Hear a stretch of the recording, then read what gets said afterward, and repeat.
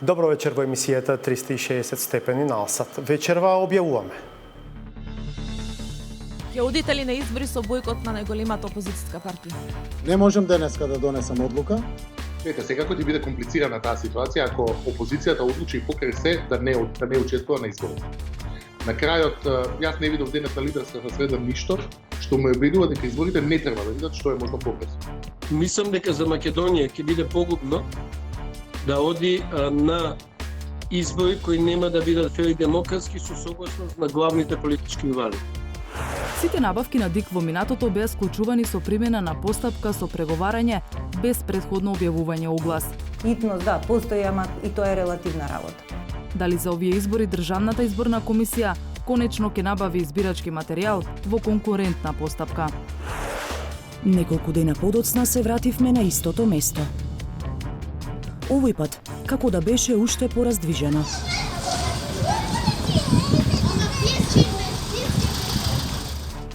Обвинителствата низ земјава предложија парични казни за 1982 лица. Купната вредност е најмалку 2,84 милиони евра.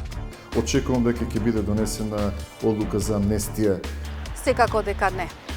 Казина, заболекара, супермаркети, тоа функционираше 80% од Грци. Сега нема ништо. Останете со нас, сториите се по кратка пауза.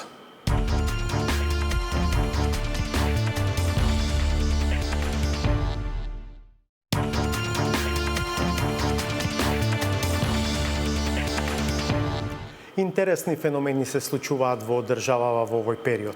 Многу ми набараат олабавување на рестрикциите и враќање кон нормала, а не ги почитуваат мерките за заштита кога го напуштаат домот. Оние пак што се задолжени да ги казнуваат прекршителите, не го прават тоа и во најочигледни ситуации. Ирена Каревска.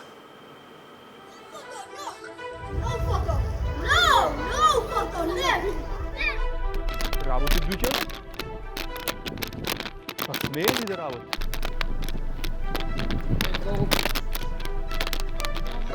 Мајки со деца се купуваат сите.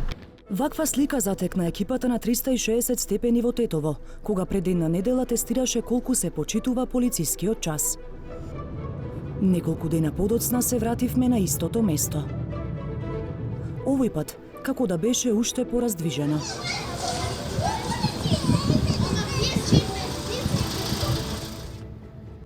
Вечерниот шопинг во локалните продавнички очигледно овде е редовна пракса за време на забраната за движење.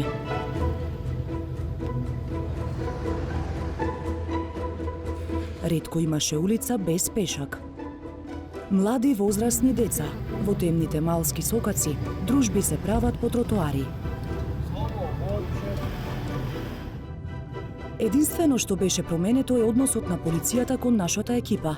Поминато неделната сторија во која покажавме колку органите на редот се толерантни при очигледни прекршувања на полицискиот час. Каде да одите? Ние сме новинари. Да не ме снимате пак. Па некне исто имавте снимано. Во возило микрофоните на вас, колеги сте снимале. Излеземе секадето. Полицијата во Тетово ги направи сите стандардни проверки за движење во полициски час. Во Скопје добивме бонус третман. Нашиот автомобил, за разлика од останатите, се чешлаше темелно. Сега тоа се на шофера, не? Не, па не.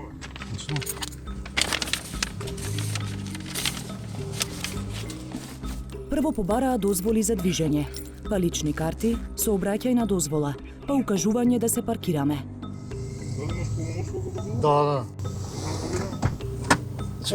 По 10 минути следуваше и претрес на багажот.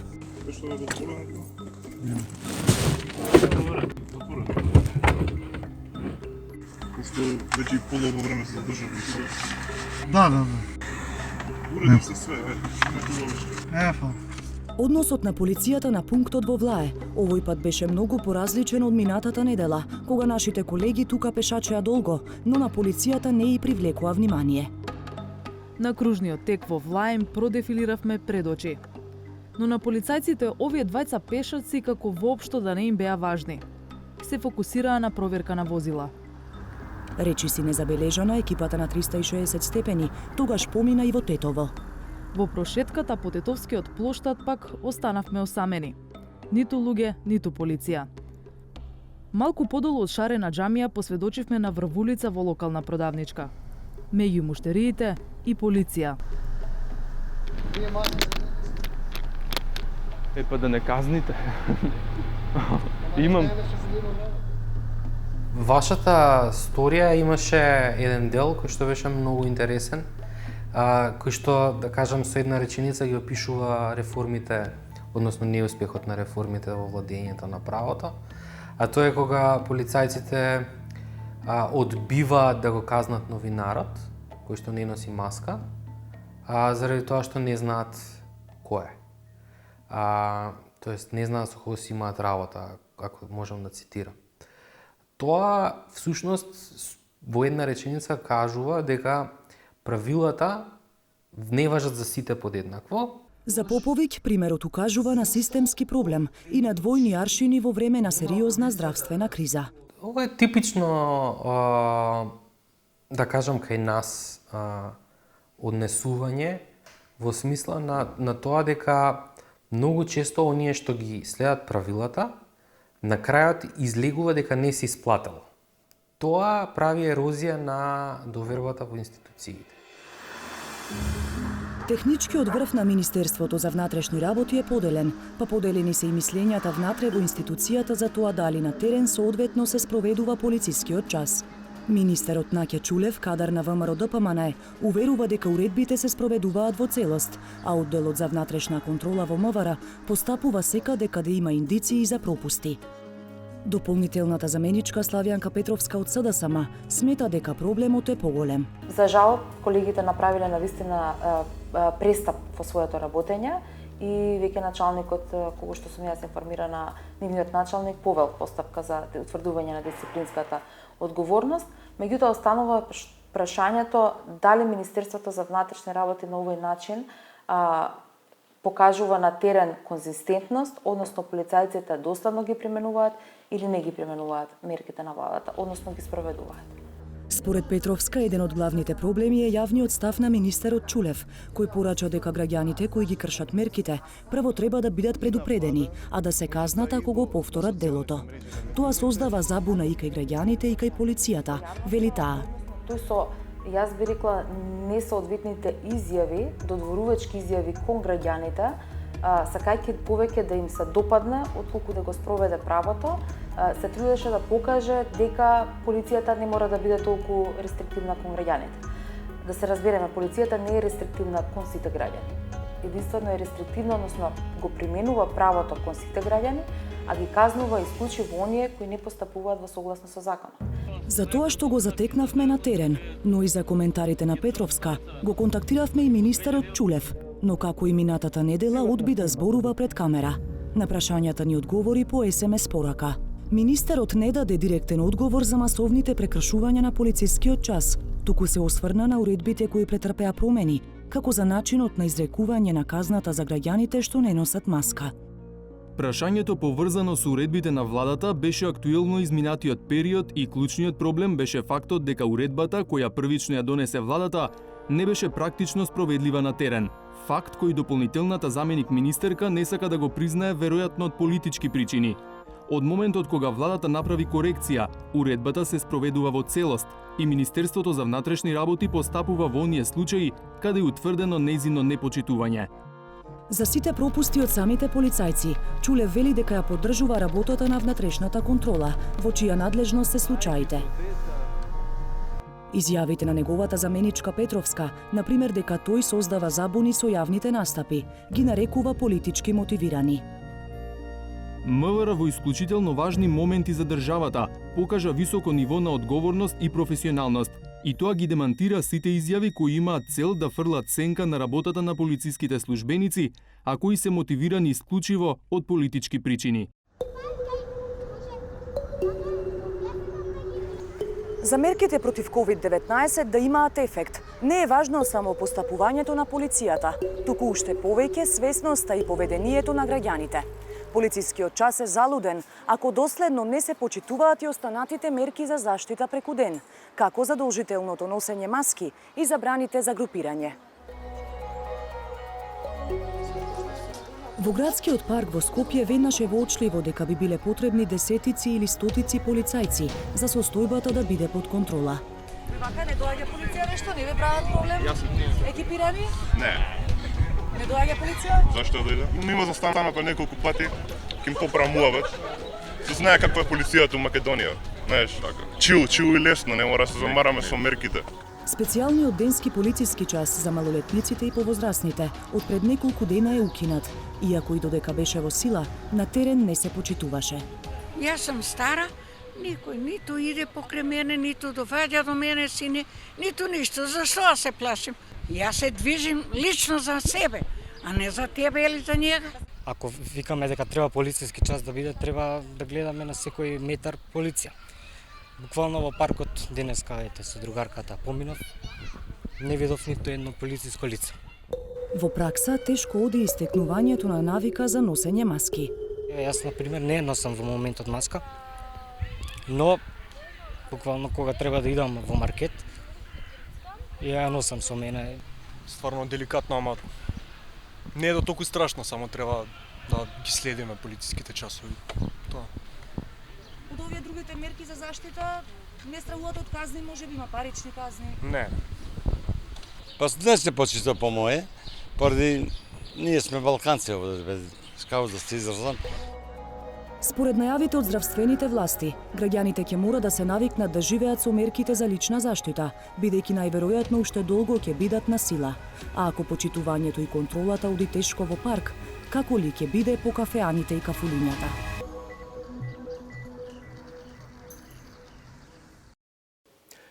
Иако можеби бројот на санкционирани не кореспондира со масовноста на непочитување на мерките, сепак има и казнети граѓани во изминатиот период. Дилемата што ја наметнуваат одредени првенци во судството е колку може да се зборува за правда и правичност, например кога на сите 7 членови на едно семејство фатени дека го кршат полицискиот час, им е одредена казна од по 3000 евра, а станува збор за социјално ранлива категорија граѓани. Тие прогнозираат дека се во ова на крај може да заврши дури со амнестија. Александар Димитриевски. Ова е најскапото оро за време на COVID-19 епидемијата. 30.000 евра казна побара јавното обвинителство за 30 гевгеличани, кои за Великден го прекршија полицискиот час. Овие снимки се од најскапиот протест за време на COVID-19 епидемијата. Првичните 15.000 евра за 3 лица од Сингелиќ кои го прекршија полицискиот час пораснаа на 95.500 евра за претени казни, кога стигнаа пријавите за 23 од оние што протестираа за ослободување на првично приведените. Литијата во Струга е третиот најмасовен настан каде не се почитува анти-COVID-19 мерките. Дали и тој ќе добие префикс КАП, ќе зависи од истрагата на Струшкото обвинителство.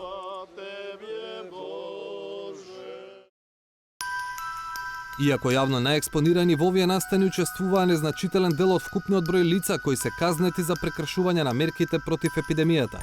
До средата, обвинителствата низ земјава предложија парични казни за 1982 лица. Вкупната вредност е најмалку 2,84 милиони евра. Бидејќи во дел од пријавите, обвинителите оставиле на судот да одреди колкава ќе биде паричната казна. Најголем дел од казните, 93,5%, се поради прекршување на полицискиот час. 6% од пријавите се поради прекршување на задолжителна самоизолација, додека само 0,5% се казни за угостители. Портпаролката на Државното јавно обвинителство Елизабета Недановска вели дека за прекршување на здравствените прописи обвинителот поднесува или обвинителен предлог, или како што е најчесто случај, предлог за издавање казнен налог. Онаму каде што е евидентно дека определено лице го сторило кривичното дело, каде што доказите се многу експлицитни и се многу јасни, нема потреба од одолговлекување на постапката. Во такви ситуации јавниот обвинител до судот доставува предлог за издавање на казнен налог. Но иако на прва се чини дека COVID-19 може да донесе и пари во буџетот, тоа не е баш така. Откако во скратена постапка судот ќе изрече казна, што најчесто е сумата предложена од обвинителството, осуденото лице има 3 опции. Првата опција е да ја плати казната со што постапката завршува. Втората опција е да не ја плати казната во дадениот рок, што автоматски се преиначува во казна затвор според бројот на дневни глоби. Третата опција, за која осудените имаат 8 дена, е да поднесат приговор. Тогаш веќе постапката продолжува како редовна постапка пред надлежните судови, односно се закажува главна расправа, односно се постапува како да е обвинителен предлог во прашање и предлогот кој што го дал јавното обвинителство веќе нормално за натамошна санкција си продолжува во редовно постапување. За сега нема релевантна статистика колку осудени платиле, колку можеби ќе одлежат некоја недела затвор или пак колку поднеле приговор. Искуството од кавадарци, например, говори дека сите 40 лица осудени на парични казни по пријави кои стигнале во март и во април, поднесуваат приговор. Казнените налози представуваат една новина во нашиот кривично-правен систем, затоа што со овој закон за кривична постапка тие влегуваат во оној систем кој што се нарекува забрзани постапки. Знаете, обвинетото лице за прв пат се запознава со самата постапка дури кога ќе добие пресудата. И затоа се оди на најлесните кривични дела до 5 години, се со цел да бидат запазени и почитувани човековите права и слободи, односно правата на осуденото лице да може во секој момент да приговора доколку смета дека се повредени неговите права. И тука и најголемите противници токму и на обстанокот на овој институт казнен налог. Во помал дел, приговорите во кавадарци се однесуваат на висината на изречената глоба. Според Нанев, дел од казните се навистина високи. Цело семејство од 7 члена, предложена мерка, односно издавањето на казнениот налог за секој поединечно по 3000 евра. Замислете сега хипотетички 7 по 3, 21.000 евра. Буџетот можеби ќе се наполни, меѓутоа овде сигурно дека немаме правда и правичност во таквата ситуација, ако ги имаме во предвид економските и социјалните аспекти. Во најголем дел, приговорите во кавадарци се од патници и камионџии кои доаѓале од странство. Адвокатот Димитар Петков има поднесени приговори за тројца клиенти со таква приказна. Двајца од нив се професионални возачи кои на граница потпишале изјави за самоизолација, но полицијата им тропнала на наврата за проверка пред да стигнат до дома. Професионални вожени камиони кои што ради начинот на извршување на своите работни обврски не се во можност веднаш по влегувањето во Република Македонија со своите товарни воза да се упатат на место каде што биде подложена самоизолација. Туку одат до бараната дестинација каде што треба да ја истоварат робата или стоките кои што ја превезуваат. Во моментот не можат поради завршувањето со работно време, фирмите на време не може да истоварат робата, ги задржуваат до утре дената, а во меѓувреме на граничните премини дојавуваат до полициските станици, конкретно во Кавадарци општа надлежност, заради да изврше проверка и контрола дали лицето кое што дало изјава на влез во Република Македонија е на местото на кое што навело дека ќе ја спроведува таа самоизолација. Третиот клиент на Петков се жали дека е казнет зашто не седел во самоизолација, иако не потпишал таков документ. Истиот кој го пречекал својот син од Соединетите Американски држави не ја поминал границата, го пречекал на нашата македонска граница, ДВ Баир конкретно, побарал и прашал од царинските службеници и полициски службеници кои се на граничниот пребер, дали е потребно истиот да потпише таква изјава за самоизолација. Воопшто не му било наведено или побарано од него да потпише таква изјава за самоизолација, туку само му била побарана лична карта за да биде истиот легитимиран.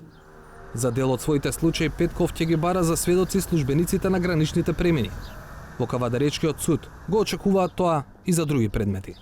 Очигледно е дека ќе имаме сериозни потешкоти да ги обезбедиме службените лица. Тие се по 2 тројца кои што биле на снемена, треба да бидат повикани за секој предмет поединечно, што значи дека ќе треба одреден временски период за нивно доведување во судот и нивен распет во текот на доказната постапка. Нанев не се сомнева дека и Кавадаречкиот и другите судови ќе имаат капацитет да се справат со приливот на случаи. Сепак има резерви. Но моето мислење е дека од аспект на остварувањето на заштитната функција, од аспект на целата оваа состојба, земејќи ги предвид економските и социјалните состојби, дека многу кратко време после донесувањето на овие одлуките, дека било која власт, односно властите во нашата држава, очекувам дека ќе биде донесена одлука за амнестија. Можна амнестија за овие случаи не доаѓа предвид за јавното обвинителство. Секако дека не. И тука не ја земам само во предвид обемната работа која што е вложена од страна на јавните обвинители. Ќе се навратам повторно на моментот на доброто кое што го заштитуваме со сите наши постапувања и повторно во законски дадените рамки. Овде имаме кривично дело кое што директно ни напаѓа во едно општествено добро. Би рекла, доколку ми дозволите да се изразам така, каде што пред се станува збор за една несовесност во постапувањето на граѓаните. Идејата за амнестија на прекршителите на здравствените мерки веќе влезе на политичката сцена. Ја пласираше Зијадин Села, за кого главен аргумент е економската немок на граѓаните. Mendoj që qeveria duhet të propozojë amnesti të gjithë dënimeve të cilët janë bërë deri tani. Sepse janë shumë qytetarë që janë dënuar, bëj thirrje në njëjtën kohë që ti respektojnë masën nga qeveria, janë për të mirën dhe përshëndetjen e qytetarëve dhe për të mirën e gjithë secilit individ. Како и да завршат предметите со казнените налози, од актуелните нецелосни статистики е јасно дека буџетот нема веднаш да види значителен ќар. Всушност, може да се случи и спротивното. Ако има голем број приговори, ако осудените не ги плаќаат казните по правосилната пресуда, тогаш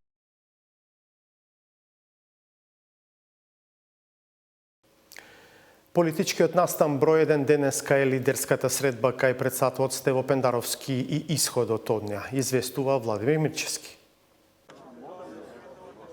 Нема договор за датум за избори. СДСМ смета дека сите аргументи и здравствени и правни одат во прилог на избори на 21 јуни. ВМРО ДПМН пак предлага избори на крајот на август или првата половина на септември. Без консензус, дилемата е како ќе одиграат социјалдемократите. Ќе одите ли на избори со бојкот на најголемата опозицијска партија? Не можам денеска да донесам одлука. Јас можам да го кажам само тоа што е одговорност и чувство на разумност и одговорност пред граѓаните и пред државата. И тоа и го соопштив. Допрва ќе носиме ние одлука, дали ќе одиме без опозицијата или не. Сакаме, гледате, 2 пати сме овде. Денеска разговараме за извештај на комисии, на ОДИХР, не знам, на ДИК, за нешто што го знаевме и минатиот вторник. Но сакала опозицијата, ајде, нема проблем уште една недела. Падна нашиот термин 14 јуни, се купија една недела. Нека е, треба да преговараме, треба да бидеме сите. Денеска дојдовме, пак извештаи се барат. Пак некој друг да каже. Некој да гарантира дека ќе има 0 починати и 0 заразени. Крајот на август или септември. Ако има тако, верувајте, ќе тераме тогаш кога е најдобро. Согласно сегашната состојба, ворената состојба во државата завршува на 30 јуни. И единствениот, напоменувам, единствениот правен уставно регулиран акт кој што го потврди и Уставниот суд е уредбата со законска сила за изборите. И тој датум 22 дена од завршувањето на ворената состојба е 21 јуни. Лидерот на ВМРО ДПМН инсистира дека сите одлуки поврзани со изборите се носеле со консензус и така треба да продолжи. И секој оној кој што сака да дивертира од таа одлука, тогаш наистина јас не би сакал да го коментирам. За мене тоа наистина незрело и ја втурнува државата во една сериозна политичка криза. И тоа не би сакал од овој момент да верувам дека ќе се случи и не би сакал да го коментирам. Сето останато што е надвор од тоа е едностран акт на насилие и доколку така некој цени дека треба, навистина ќе биде одговорен што ја втурнува државата во едно навистина лошо сценарио. Консензус за датумот за избори е фразата што спомена и председателот на ДУИ Али Ахмети. Situatën ta të i kalojmë duke qenë në komunikim të përhershëm me institucionet shëndetësore, si dhe të arrihet konsenzus për një datë të mundshme. Политички консензус наспроти правните рокови. За можниот развој на настаните по денешната неуспешна лидерска средба зборувавме со двајца политички аналитичари. Гледам дека е тешко дека ќе се оди на избори со консензус и со алал од сите партии, најверојатно дека ќе настапат сепак овие правни неизбежни механизми за спроведување на изборите, повеќе од што дека ќе се постигне некаков политички консензус, односно веројатноста за политички консензус се намалува, се зголемува веројатноста дека сепак на избори ќе се оди поради настапувањето на неизбежниот правен механизм. Што се однесува до ова прашање бојкотирање или не бојкотирање, треба нешто да се разбере точно прецизно. Видете, во моментот партиите не одлучуваат дали ќе учествуваат на изборите или не.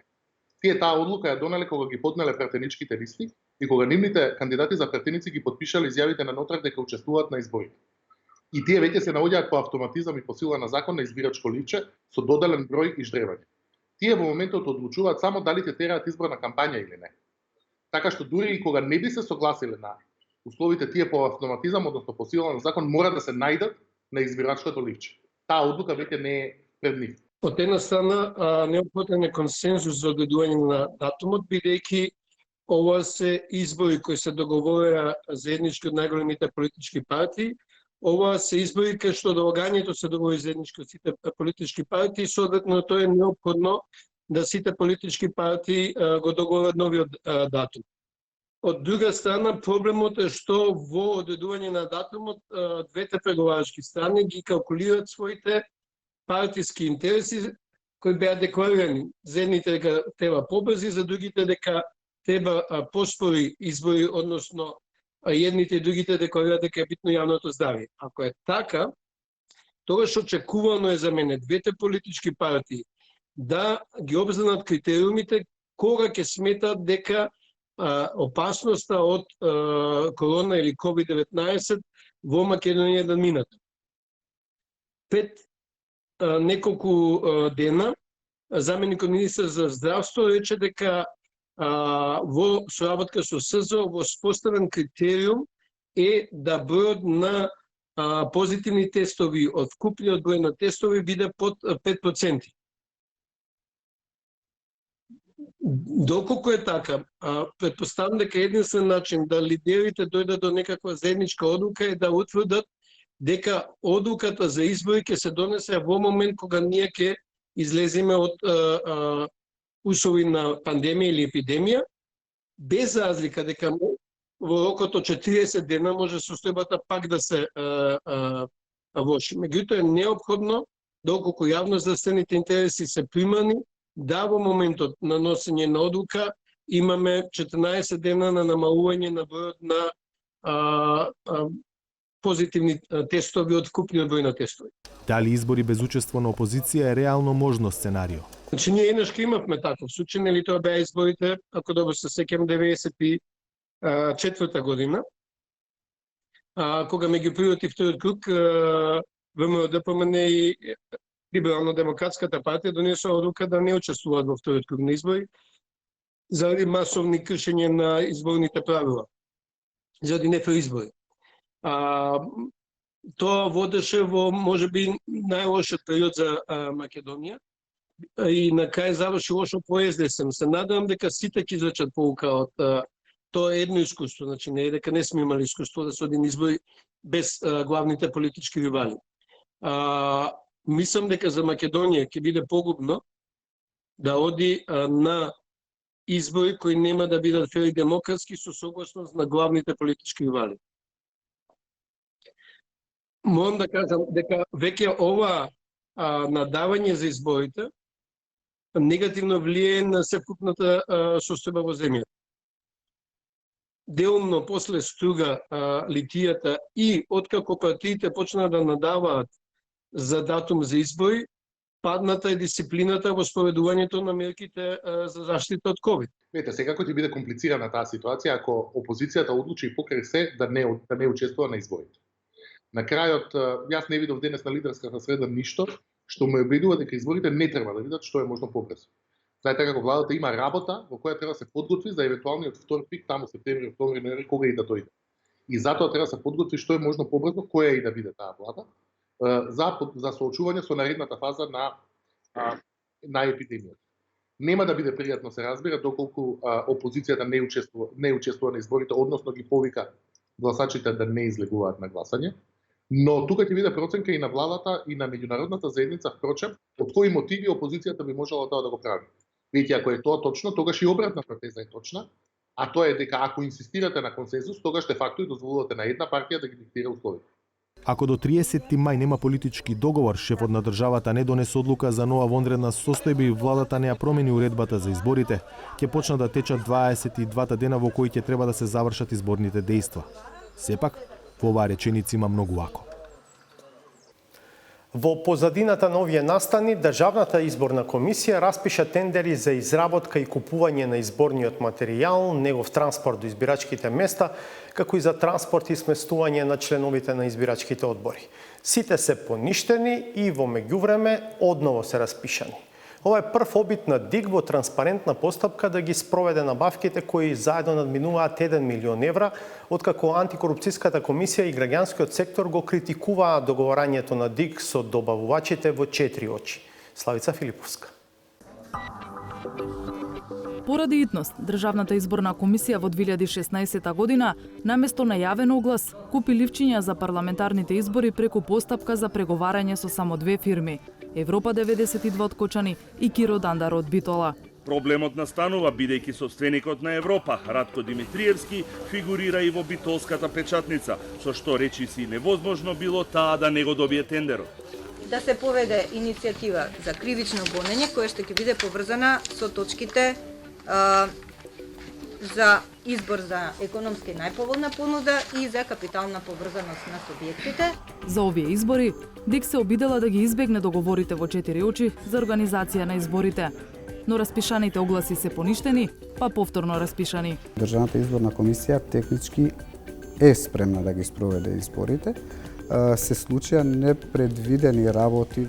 Дали за овие избори Државната изборна комисија конечно ќе набави избирачки материјал во конкурентна постапка. Изработка и печатење на доверлив изборен материјал, транспорт на материјалот и на членови до избирачките места, средства за проверка како UV спрејови, лампи и легитимации, беџови за лицата ангажирани за спроведување на изборите, пати сместување на членовите на избирачките одбори во дипломатско-конзуларните представништва.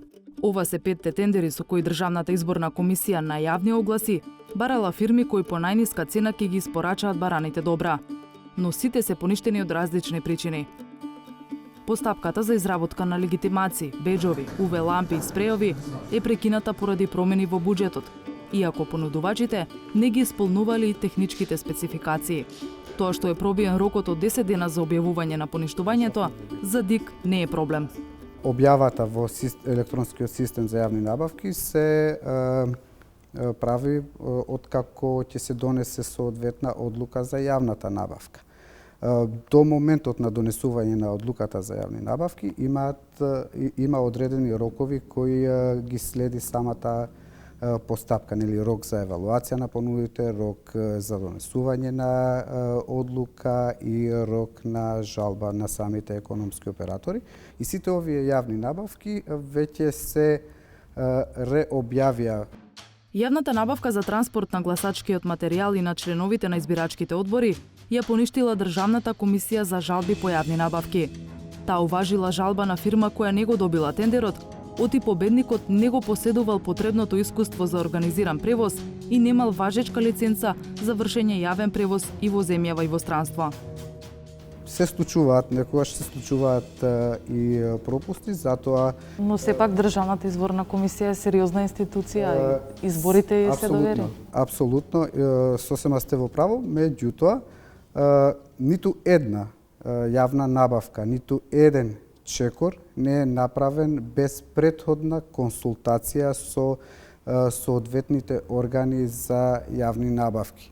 Во конкретниот случај направен е пропуст во самата тендерска документација, не е разјаснето, меѓутоа истата ситуација е согласно или жалбата од економскиот оператор уважена.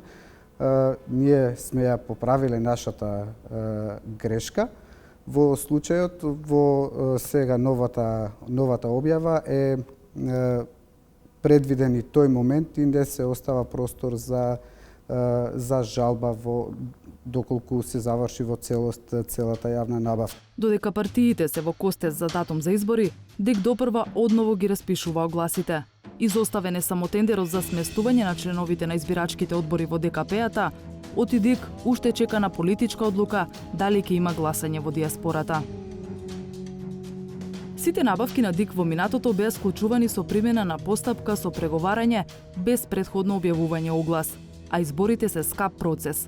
Според анализата на Центарот за граѓански комуникации за јавни набавки за парламентарните избори во 2016 година, ДИК потрошила околу 1.250.000 евра. За локалните избори во 2017 година речиси 850.000 евра, а за претседателските избори лани 1.130.000 евра. Топ 3 најкрупни тендери на сите изборни циклуси се оние за транспорт и сместување на членовите на избирачките одбори, како и за изработка и транспорт на изборниот материјал. Државната изборна комисија досега ги правдаше набавките со преговарање, со итност. Од друга страна пак Државната комисија за спречување на корупција уште лани даде препораки како да се избегне итноста. Она што посебно го препорачавме на Државната изборна комисија беше да се определат стандардите кои се однесуваат на изборниот материјал од аспект на техничките спецификации и тоа тие да се определат во нивни законски и подзаконски акти. На тој начин ќе може економските оператори да бидат поподготвени, значи да знаат за каква техничка спецификација се работи, да може да бидат поподготвени и да се обезбеди еден транспарентен процес во кој што ќе можат и повеќе економски оператори да одлучуваат и одлучувањето да биде пообјективно, да не биде субјективно, па само еден ги исполнува условите и така натаму. Исто така препорачавме, бидејќи кај нив станува збор за еден поспецифичен случај, препорачавме за при исклучување на договори за набавка на изборен материјал да склучуваат повеќе годишни рамковни спогодби во кои што ќе биде утврдена како вредноста, така и техничката спецификација. Ако ќе дојде ред да се спроведуваат изборите, да се склучуваат поединечни договори со изборите, на тој начин исто така ќе се обезбедат овие начела на фер, транспарентност, објективност и така натаму. Со самото објавување на јавните огласи и можноста за надпревар меѓу фирмите, од ДИК сметаат дека отишле чекор понапред од препораките на ДКСК. Но годинава реален проблем е фактот што партиите се уште го договараат датумот на избори, а ДИК само што ги реобјави огласите за подготовка на изборите. Државната изборна комисија технички е спремна да ги спроведе изборите.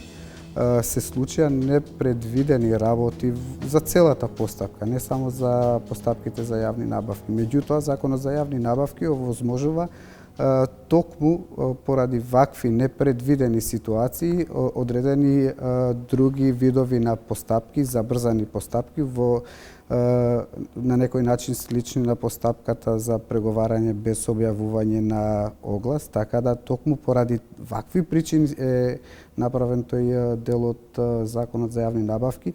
Иако за тоа бевте критикувани. Ќе направевме напори да земеме мислење. Пак ќе нагласам, мислам дека е членот 55 од Законот за јавни набавки, чија што смисла е токму поради вакви непредвидени ситуации. Ова би значило дека доколку партиите ја претркаа комисијата и договорија или договорат датум за избори пред да завршат постапките за јавни набавки, тогаш ДИК ќе се врати на старата пракса – итни набавки без оглас. Но можам слободно да кажам дека времето во ситуацијата работи за Државната изборна комисија во делот на овие јавни набавки. Ние не отидовме да ја смениме постапката, за да идеме со постапка со преговарање сега.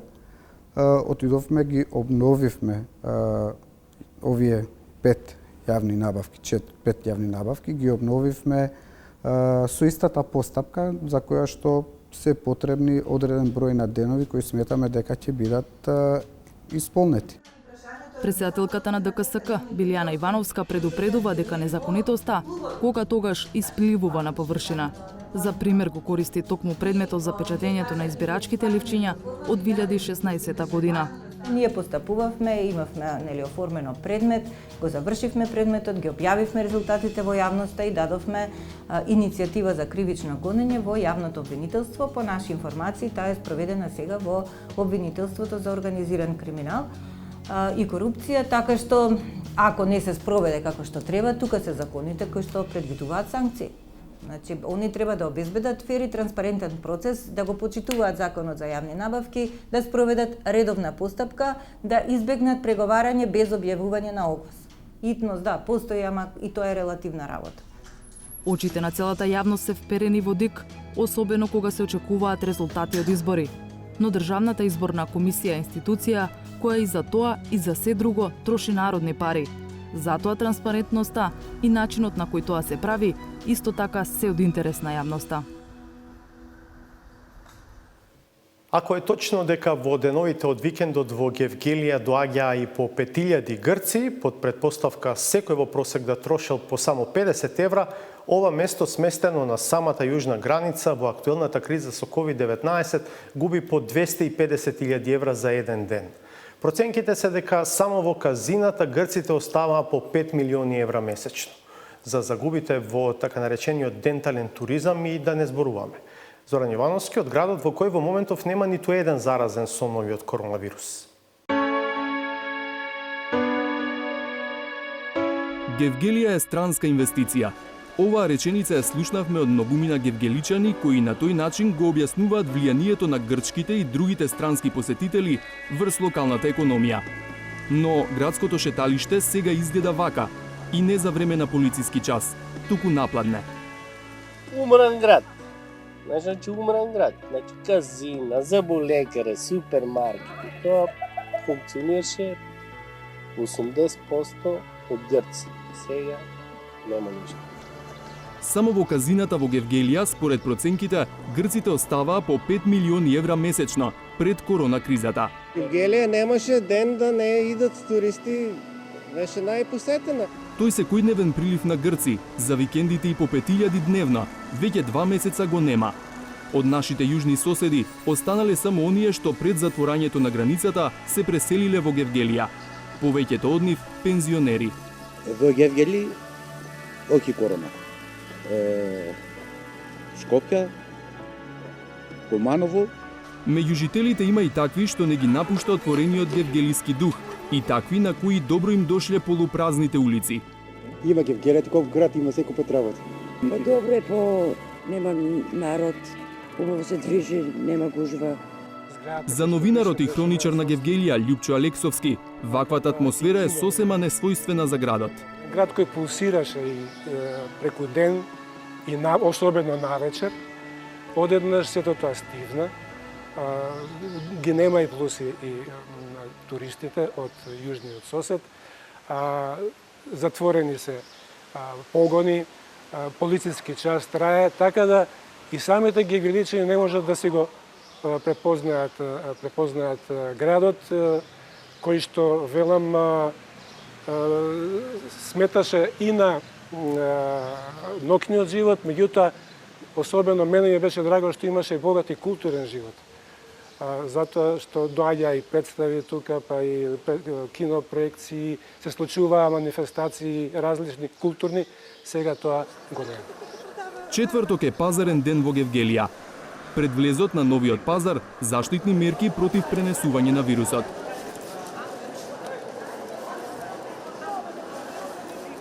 Домашните муштери најчесто пазарат овошје и зеленчук. Иако е раздвижено, голем дел од тезгите се празни. Например, јас имам загуба од 90% од грци, фамилиарни луѓе што идеа што пазаруваа. Чисто тоа што беше поевтино, а со тоа добивавме ние, затоа што повеќе муштери, повеќе промет имаш. Сега тоа го немаме. Многу тешко. Прометот е намален 30 до 40%. Само нашиот народ колку има пари. Во актуелната криза трпи и така наречениот дентален туризам, по кој е особено позната Гевгелија. Билборди на грчки јазик на многу места низ градот повикуваат да се посети стоматолог, услуга што овде е многу поевтина за грците. Стоматолошките ординации во земјава првпат по 2 месеца проработеа минатата недела. Но со домашни пациенти. Во чекална не сме да има повеќе од едно лице, освен ако е дете до 12 години или лице над 70 години. Вклучително овде е и мерењето на телесната температура на секој пациент, дезинфекција на раце, мора да носат маски до самиот почеток на интервенцијава. Секој од вработените мора да биде во лична заштитна опрема, тоа вклучува скафандер или хируршки мантел за еднократна употреба, хируршка капа, заштитни наочари, визир, маска, хируршки ракавици за една употреба. Во оваа поликлиника, опремена со најсовремени апарати, има 25 вработени, од кои 11 доктори, меѓу нив 4 специјалисти. На толкав персонал, дента кога снимавме, има закажано вкупно 6 пациенти. Тоа е особено мал број, буквално ништо во однос на бројот на вработени. и во однос на големината и капацитетот кој што го поседува нашата клиника. Морам да признам дека имаме голем број на телефонски повици од пациенти од Грција кои покрај тоа што бараат некаква стоматолошка консултација по телефон, прашуваат редовно кога ќе биде отварањето на граничните премини. Факт е дека веќе имаме и закажани пациенти за месец јуни, иако се уште воздух лебди прашањето кој ќе биде конкретниот датум за отварање на граничните премини. И не само отварањето на граничните премини, во голема мера ќе зависи и протоколот, односно начинот на премин на граничниот премин. Ова е еден од најпознатите ресторани во Гевгелија. Собствениците решиле да го искористат периодот додека угостителскиот сектор е под клуч за да го реновираат. Не планираат да го отворат дури иако набрзо добијат дозвола. Ние засега, остануваме затворени. Не планираме првично, од кога ќе се отварат со овие првични мерки како што се најавуваат, работење до 6 часа попладне и така натаму. Тоа нас воопшто не ни одговара. Но и да се врати старото работно време, за гевгелиските ресторани нешто друго е клучно – отворањето на границата. Сите знаеме дека преминот Богородица е еден од најфреквентните премини. Така да овде поминуваат многу туристи, застануваат на ручек, на вечера, било како, така да тие се, да речам, во тие некои 6 месеци период, едни од најважните клиенти, а грците пак не се важни преку целата година. На граничниот премин Богородица гледка што долго ќе се памети. Поминуваат само товарни возила и тоа 1000 до 1100 дневно. Патници ретко, по 10 на ден. Македонските државјани одат во карантин, а странските за влез треба да имаат одобрување од нашето Министерство за надворешни работи. И доколку има за тие лица допис, иако се страни државјани, без разлика, дали се српски државјани, босански, црногорски во изминатиот период се случуваше да доаѓаат, на истите им се возможува транзит низ нашата држава со тоа што потпишуваат изјава во која што се обврзуваат дека во рок од 5 часа ќе ја напуштат територијата на нашата држава. Патот од границата до Гевгелија сега е пуст. Има ли надежка гевгеличани дека состојбата наскоро ќе се смени? Времето ќе покаже. Сега за сега нема поголеми промени. Убаво. Нема последици, се е добро. Кој оде на работа, кој дома здака. Па, другарче, надеж не гледам тука. Ке дојши животот, али животот го снема. Кога ќе се отворат границите, на 1 јуни најавуваат грците дека ќе ги отворат, а србите веќе денес утре ќе го направат. Тоа значи кога ќе почне тоа движење, циркулирање на луѓето, Гевгелија повторно ќе си го облечено старо рува и ќе биде град како што сите го знаат. И вечерва ја имаме редовната саботажа. По уште една кратка пауза.